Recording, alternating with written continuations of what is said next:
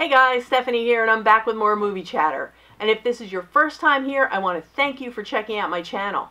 Obviously, it's a movie channel, so everything I talk about here is movie related. I do reviews, I do collection updates, top 10 lists, and videos like this one today that I call Weekend Watch. I upload it every Wednesday.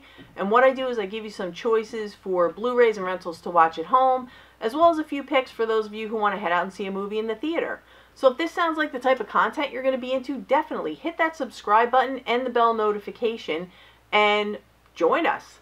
Anyway, with the housekeeping out of the way, I'm going to get to the good stuff and the reason you came here, my picks of the week. And this first one is called Annihilation. It stars Natalie Portman. It was directed by Alex Garland, who you probably best know for Ex Machina, which was a huge hit in 2017. And Natalie Portman plays a biologist whose husband is in the military and he's gone off on a top secret mission. She has not heard from him in a year, so he is presumed dead. Until one day he comes walking through the front door. He's clearly disoriented. He doesn't know how he got there. He doesn't know where he's been. He can't answer any of her questions. And his condition quickly deteriorates. And he's bleeding from his mouth. He's on the verge of collapse, so she freaks out, of course. She calls an ambulance and off they go. They're going to the hospital. En route to the hospital, they're intercepted and he is pulled out of the ambulance. She is pulled out of the ambulance and they are taken to another location, which we have to assume is a government type building, and he's put in the medical area where he's in multi-organ failure, on life support, non-communicative, and Natalie Portman's character is taken to another area where she's put in a segregated room. She's then met by Jennifer Jason Leigh, who's also starring in the movie, and they have a conversation. And Natalie Portman's character is given the opportunity to go to the same location where her husband was sent, and they refer to it as the Shimmer. And what it is it's this area, it's like an iridescent dome type of thing that takes up a certain plot of land, and it's expanding. It keeps taking up more and more room. So they're afraid it's going to take over everything, and the problem is that the people who go there, they don't come back. So they need to understand what's going on inside of there before it just expands and takes over everything. So there's this whole group of women that Natalie Portman and this group of women who agree to go and, investigate what's going on in the Shimmer, and now we have our storyline. So without going into any spoilers, what I can tell you is that once they get inside the Shimmer, they're in this jungle-like setting where there's beautiful flowers and there's water, and they see animals. And even though the animals, they see this one deer, it's an albino deer, and it has the antlers with flowers growing out of it. So it's obvious very early on that there's some sort of genetic mutations going on. And there's also horror elements because there's these other creatures that are far more dangerous, and I don't want to get into those because, again, I don't want to spoil anything. But there are definitely some horror elements to it. And what they do is they're trying to go around and do this exploration into the ecosystem here to try to figure out what is going on and why this genetic, mutation is happening and how it's happening. Problem is, they don't really tell us anything. There's no spoon feeding to the audience that's going on here.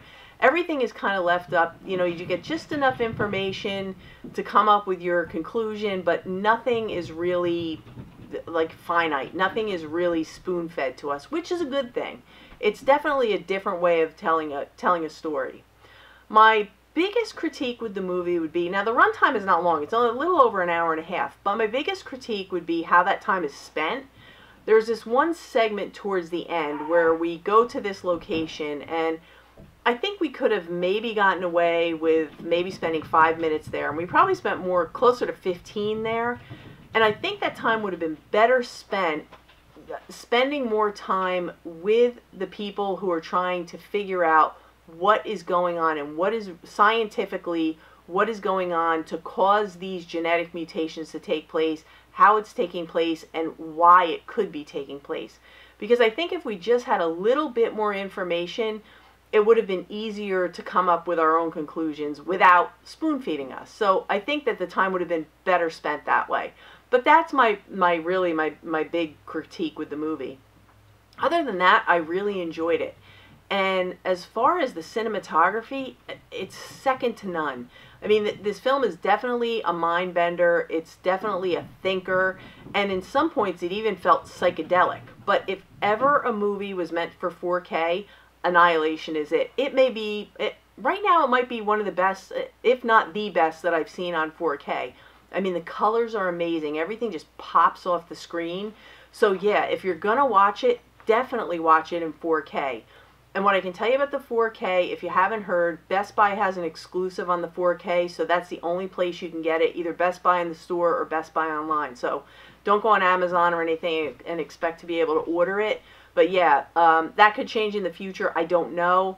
But yeah, if you can get your hands on 4K and you have 4K capability, it's definitely the way to watch it. But yeah, overall, I really enjoyed it. It was a great sci-fi. It was great horror.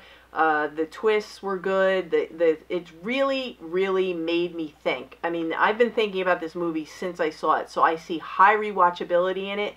And if you like this type of thing, it's definitely a good buy. So yeah, if you've seen Annihilation, let me know in the comments what you thought of it without the spoilers. But yeah, definitely check it out. And my second one, I'm embarrassed to say, has been in my watch pile for about a month. And if I had known how good it was, I would have watched it a long time ago. It's called Den of Thieves. It stars Gerard Butler, O'Shea Jackson, and Curtis 50 Cent Jackson. And this is a really, really good movie. Gerard Butler plays a gritty, tough, smart, like a street type guy.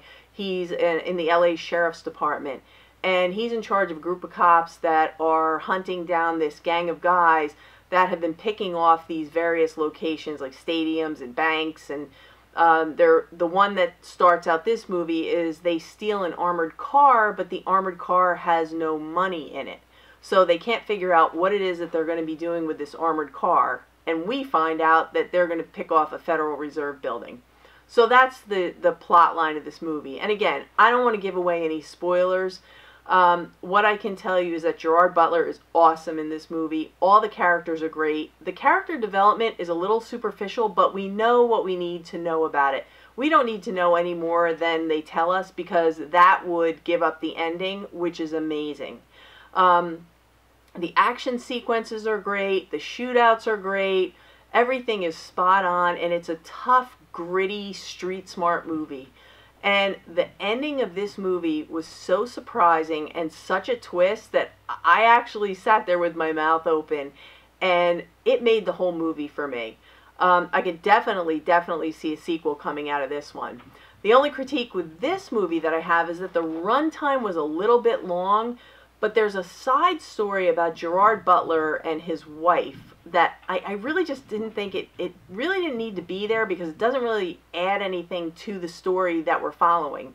In the beginning, he shows up, his wife has him locked out of the house, he climbs through a window, and we find out that he accidentally sent his wife a text message that was clearly meant for someone else. So he's been screwing around on his wife, and she's done with him. She takes the kids, she leaves, she wants a divorce. And what happens is, through the movie, we revisit that whole thing, and he, visits his kid in the schoolyard, he has a fight with his wife, but it really doesn't add anything to the movie. So if you took that away, the movie's spot on, because that would be your 2-hour runtime, and it's perfect. But that's my big, that was my big beef with the movie. Other than that, I think this is a win. So yeah, Den of Thieves, I could definitely say good blind buy and high rewatchability. So yeah, it's a good one. Check it out. And I'm trying to keep some variety in this. I don't want this segment to just be all new releases all the time. So I'm trying to mix it up a little bit. So I decided to grab one from 2006, which is one of my all-time favorite movies. It's called The Last King of Scotland, and it stars Forest Whitaker and James McAvoy.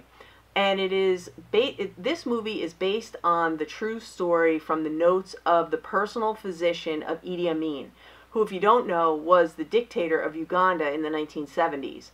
And I can tell you that Forest Whitaker's performance in this movie is absolutely terrifying. He was a terrifying man, Idi Amin. And the conditions that the Ugandan people were living under were just deplorable. And he was just a horrible, horrible, frightening person. And his personal physician, played by James McAvoy, was one of his closest confidants and trusted friends. And ultimately, he betrayed him. The physician betrayed him. So he was lucky to even get out alive, let alone to be able to tell this story. And I can tell you that this is one of my favorite movies of all time. I've probably seen it 7 or 8 times, and it gets better every time. So yeah, definitely Last King of Scotland. If you haven't seen it, grab a copy on Amazon, or you can probably watch it on Amazon Prime. I would venture to say maybe Netflix, Vudu. You can definitely stream it, even on iTunes. But yeah, definitely check out The Last King of Scotland because it is top-notch. It's a really good movie. Alright, so those are my picks for home viewing, and now for the theater. I've been waiting for this one. Won't You Be My Neighbor? It is a documentary based on the life of Fred Rogers. And if you grew up with Mr. Rogers' Neighborhood like I did, now you know how old I am. This is a really exciting thing to be able to see.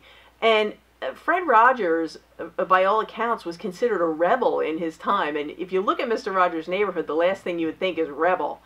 Maybe a kind gentleman, but certainly not a rebel. But he was definitely considered a rebel in his time. So this documentary really goes into a lot of his life and his beliefs and how he stood up for the underdog and what a good man he was. And I'm really excited to see it. I've been waiting a long time for it. And I think the Rotten Tomatoes score is something like 98%. So, you know, it's up there. So there's that. And then going in the complete opposite direction, there's another one that is called Hereditary. And this one is put out by A24, and it stars Toni Collette. And her mother has just passed, and she's giving the eulogy, and this is based on the trailer. And they go to a shot of Toni Collette's daughter, who is probably one of the most frightening children I have seen since the young boy who played young Michael Myers in the Rob Zombie remake of Halloween. I mean, this kid is terrifying. And you know, after the mother dies, all these weird things start happening with the family, like things burst into flames, and the kids are seeing things that may or may not be there, and Toni Collette almost seems like she's possessed maybe by like the demon spirit of her mother. You know, I'm not quite sure what's going on, but this is all based on the trailer, but it looks absolutely terrifying. And it's done by the same people who did the movie Witch. So if you enjoyed Witch and that was scary. If you enjoyed that whole thing, you're probably definitely going to enjoy this one. So yeah, definitely check out Hereditary. And the last one that I've heard about is actually out in the theaters now. It's called Upgrade. And the premise of this one, again, I'm going by what I heard from a few people and the trailer, is that a man and his wife are attacked. The wife is killed. He's rendered paralyzed, but he's given the opportunity to have this, I guess, like this chip implanted in him that enables him to walk again, but it also goes by the name of Sam, and only he can talk to Sam, and he can hear Sam, and Sam can hear him. And when he talks to Sam, and he can do like an override where Sam is in control of his body, he has like these superpowers to just annihilate everybody. And apparently this is, he's hunting down the people who killed his wife. And it's a fast-paced, dark, very gory movie. But if you're into that kind of thing, I heard that it's really, really good. So yeah, that would be my other pick. You know, the Avengers are still out there, and then the other one, Adrift. But I've seen enough movies with people trapped at sea. I don't need to see Adrift. But, you know, I heard that Adrift was okay. But, yeah, I don't need to see any more people stuck at sea. I've seen enough of that. But anyway, so those are my picks for the theater. So hopefully between the home pile and the theater pile, there's something in there that'll work for you guys. I know I have a few things in my head. I'm not quite sure which one I want to see first, but they all sound pretty good to me.